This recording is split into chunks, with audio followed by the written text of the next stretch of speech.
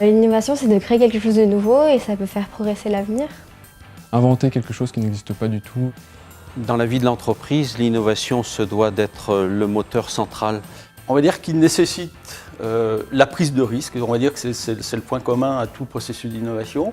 Une innovation, c'est véritablement un produit ou service qui va révolutionner le marché. Créer quelque chose de nouveau qui n'existe pas et qui va contribuer à améliorer la société. Pour moi, c'est une évolution technologique.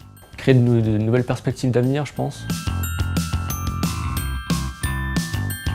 Elle est excessivement innovante parce que le métier du pressing, jusqu'il y a à peu près 3 ans, était une activité sans ressort, sans innovation et qui utilisait des produits chimiques excessivement dangereux. Donc il a fallu mettre en place de nouveaux process, imaginer une technologie excessivement forte.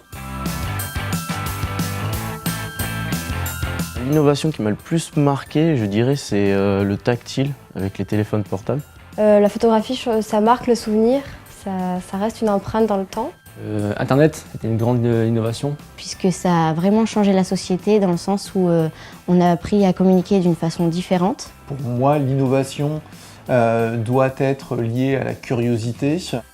Il y a quelque chose qui m'a beaucoup marqué dans ces dernières années, c'est la robotisation.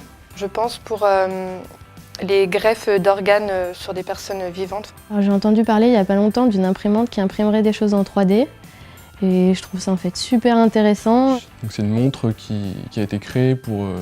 le design a été créé tout pour aider les gens qui souffrent de diabète. Aujourd'hui, il faut plus s'attendre à des innovations plus liées au management, c'est-à-dire donc une meilleure utilisation de l'intelligence humaine. Le grand pari, mais qui a été réussi assez vite, c'était convaincre le personnel. Nous avons une part excessivement importante en termes de formation, en termes d'innovation. C'est surtout alléger le travail des équipes et répondre à ce qu'on imaginait un besoin des clients. Et ceci, à mon sens, en est la meilleure illustration. C'est un robot à chemise. Tout produit nouveau doit quand même correspondre aux défis majeurs qu'on peut porter sur l'environnement. Les matériaux utilisés doivent être peu impactants pour l'environnement. Le fait qu'on doit utiliser le minimum de matière. Le fait que ça soit recyclable, que ça utilise peu d'eau, qu'il n'y ait pas d'impact sur l'air, etc.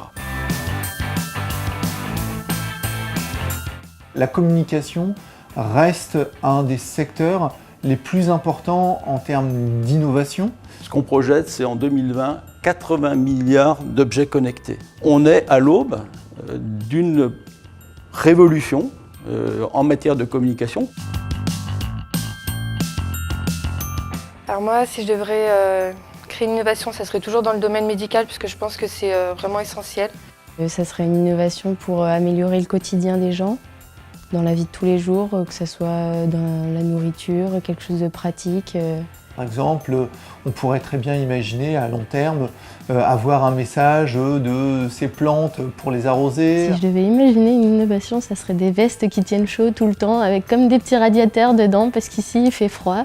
Par exemple, des voitures volantes, par exemple. Je dirais dans le secteur automobile, car c'est un marché qui a tendance à s'étouffer, notamment en France.